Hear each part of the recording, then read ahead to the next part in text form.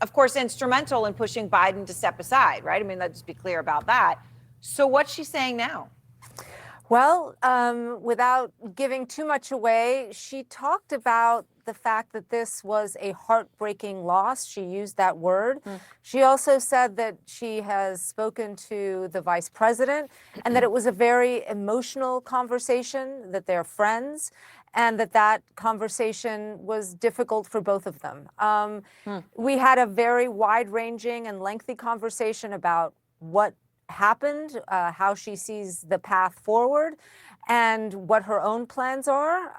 And, you know, that will come out soon. But, you know, it is honestly a very, very difficult moment for the former Speaker of the House, Nancy Pelosi.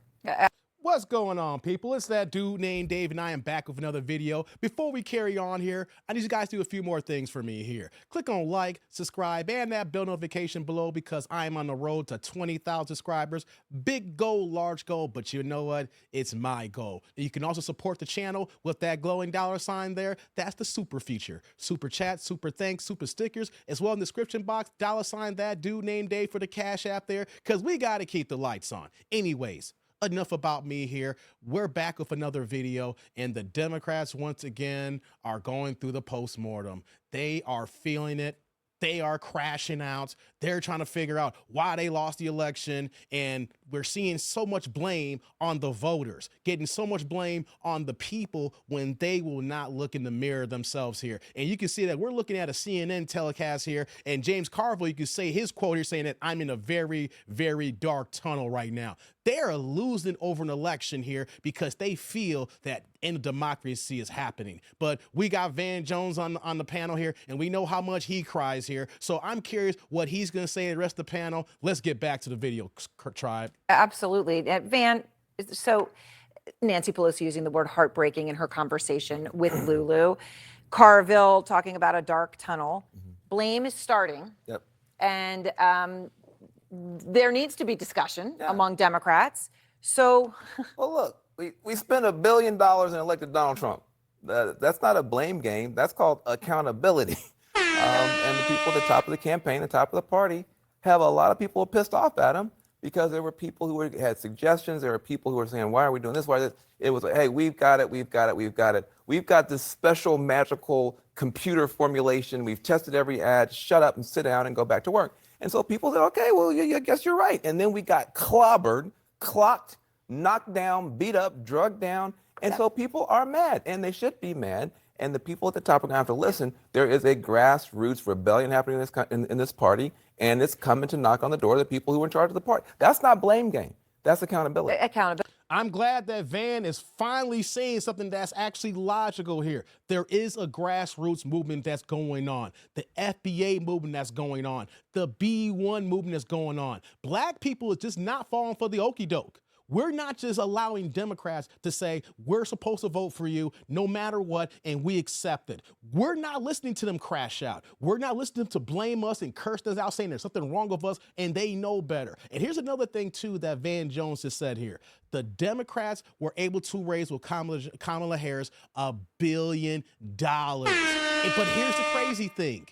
They raised $1 billion, and currently, as we speak right now, the campaign is $20 million in debt. So let me get this straight here for the liberals who rock with me here. You want to vote in a president who does not even have any money management skills or her team that understands how to budget money. You had 3 months, $1 billion, and now you're 20 million a hole, and this is what you wanted us to see, how you were going to represent the people in this country here? No, the blame game is on you guys. You got to figure it out here. Let's continue. I mean, and I know you're for $1 billion. $1 billion. And I believe they technically, blew a few $100 million of that in the recent weeks, Andrew Yang, and now ended up technically maybe in debt a little bit. They did door knocking, they did traditional ads, but you heard what Van's saying. They weren't listening to other ideas that people maybe like Van had. For instance. Yes, For well, instance. I mean, there should be accountability, and Joe Biden should not have run for a second term. There should have been a competitive primary. in January. He should have dropped out in January and not July. And by the way, J.B. Pritzker, Gavin Newsom, they should have challenged him in January. We all know that they had campaigns in waiting, but instead everyone said, oh, Joe's going to be fine. Joe's going to be fine. He has a disastrous debate against Donald Trump, and then he drops out in July, and then everything is under the gun and in hurry up mode. The party lost a crucial period where they could have introduced the next generation of leaders to the American people, vetted and chosen a ticket that could have taken the fight to Donald Trump instead of Joe Biden fumbling the ball to Kamala down the stretch. Let me add this here. The Democrats and the liberals knew how bad Joe Biden was when he was saying that maybe they should have had Gavin Newsom and J.B. Pritzker, in January, they run or do some things here. See, this is on the top leadership down. Joe Biden didn't get old overnight. We knew Joe Biden was old when he got elected in 2020. You guys saw the slippage, even when he was elected. And in these last several years here, you guys saw how this man wasn't ready here to run the free world. You saw how he was not able to pronounce his words. Seemed like that he was eating grits or mush and oatmeal the way he was talking. But then you want to say, well, we shouldn't have waited to allow him to drop out by January. That is on the top leadership by not doing their due diligence to make this man step down. And then the Democrats say, and didn't even Joe Biden say, that he was a transitional candidate, that he was not even supposed to run for a second term. So it seems like the Democrats didn't even have their own house in order and then want us to support them when they're all over the jankiness. And then they didn't even follow the democracy way by giving us Kamala Harris.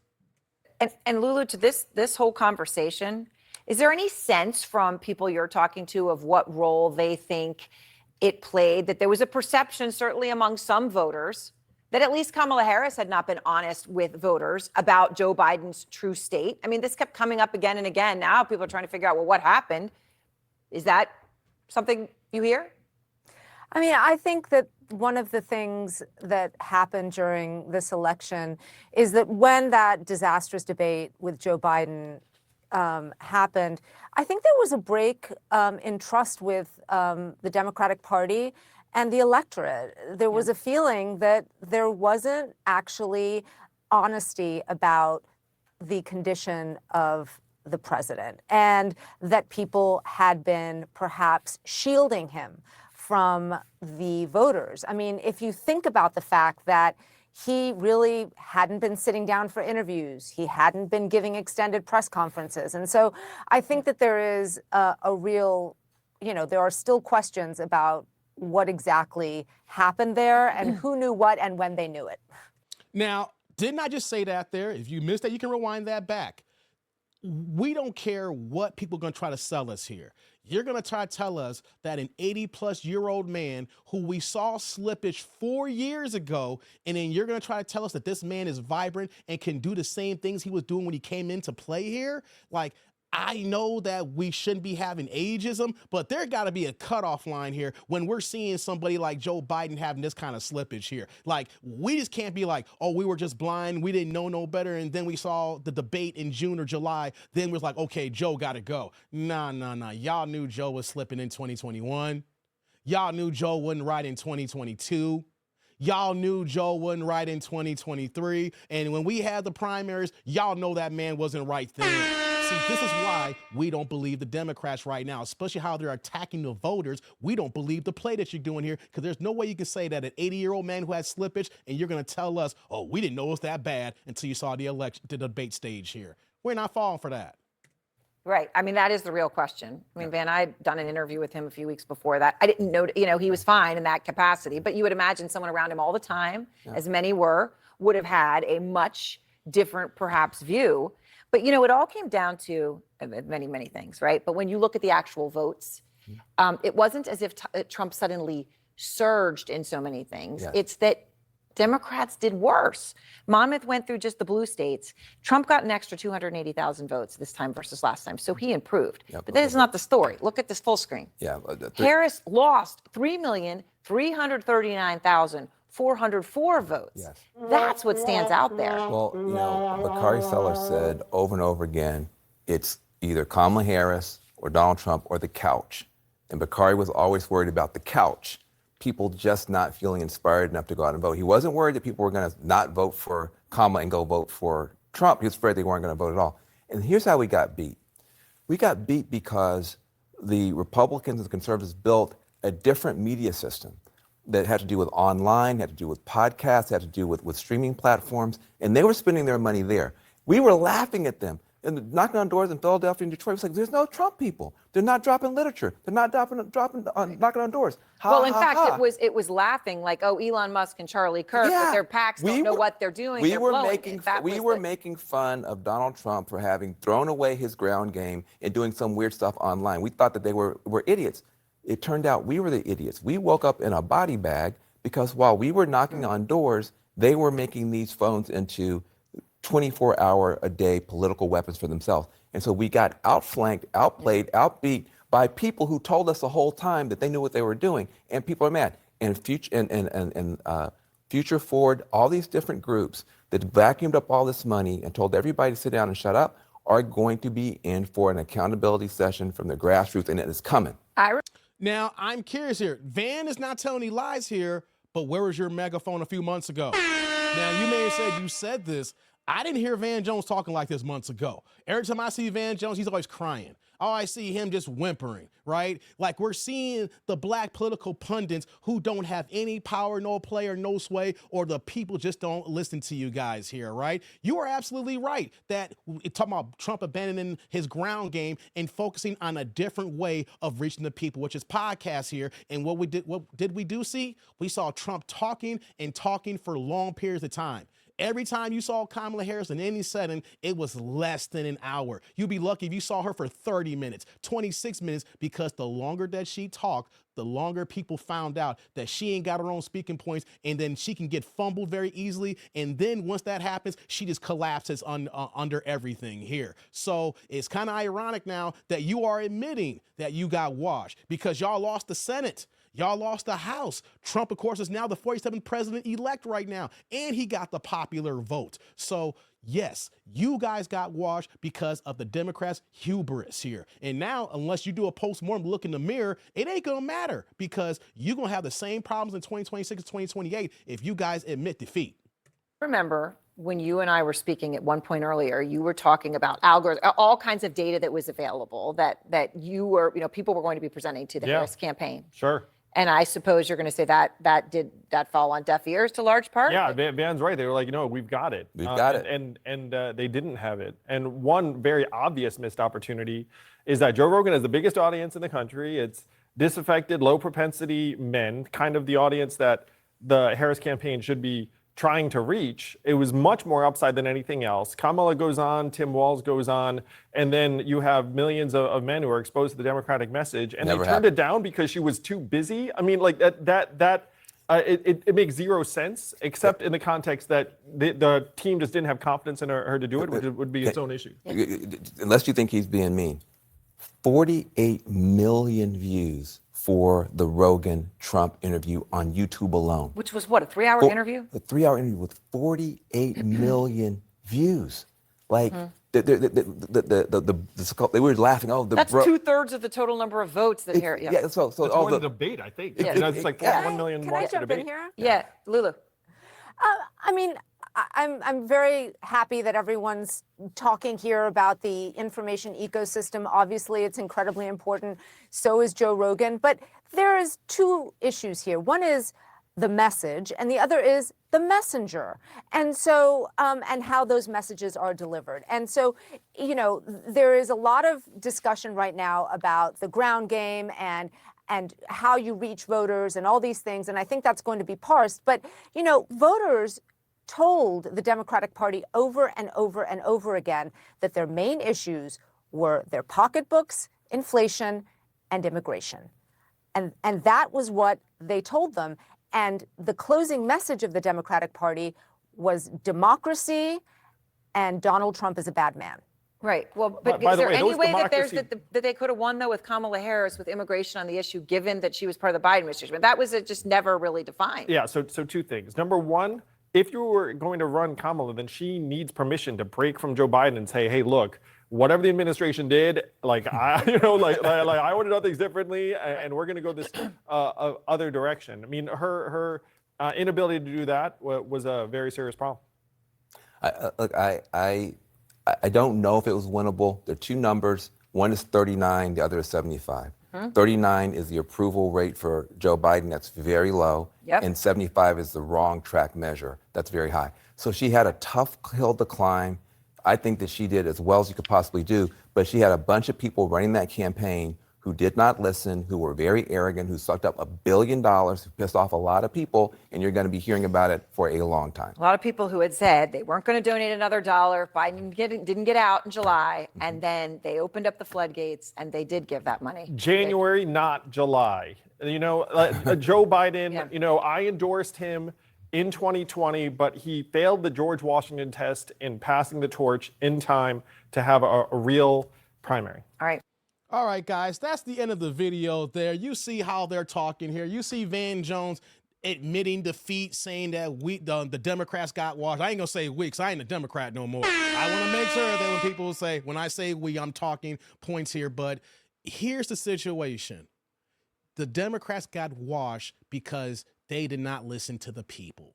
They have their heads so far up their butts, they don't even realize what's going on here. They're already strategizing for 2026 and 2028, how to win the next elections, with not even looking at postmortem on why they lost it. Not even understanding why the grassroots, why FBA brothers and sisters, why the B1 movement, when I'm talking about specifically for black people here in this country here, why they decided to say, we're voting for Trump, or we're voting for the couch. Because a lot of people said, you know what? That couch is looking kind of comfy right now. That sofa looking kind of good right now. What is Kamala Harris saying and Tim Walz saying? I ain't all for that, because the Democrats have went too far left.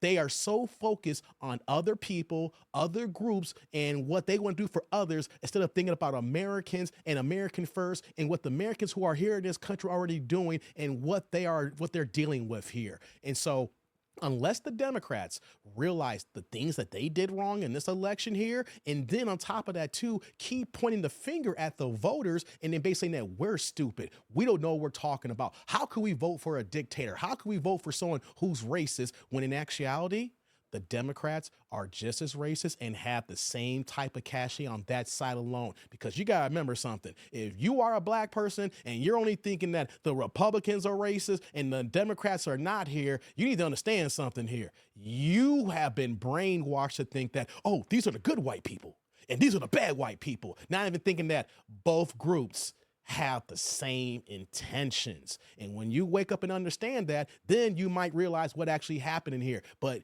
for the Democrats and liberals here right now, if you guys don't figure out what's going to go on here, you know what's going to happen? Y'all going to get washed in 2026 because it's going to get even worse, because this is not a one-off here, because people have woke up, opened their eyes saying that we're no longer voting for a party who takes advantage of us, disrespects our vote, and does not give us tangible benefits unlike other groups here. So for you Democrats, it's gonna be a long 2 to 4 years if they keep the same talking points, because 2026, we're gonna see the midterms be a wash, and then if they don't bring out the right candidate in 2028, they're gonna probably try to parade Gavin Newsom, and us FBA brothers and sisters, we're already watching you, Gavin. You not getting our vote. We see what you did in California by not putting in place and help voting down the reparations bill. You already lost the FBA vote. You already losing the grassroots to the black people vote here. So we're already looking at that here. But hey, what do I know?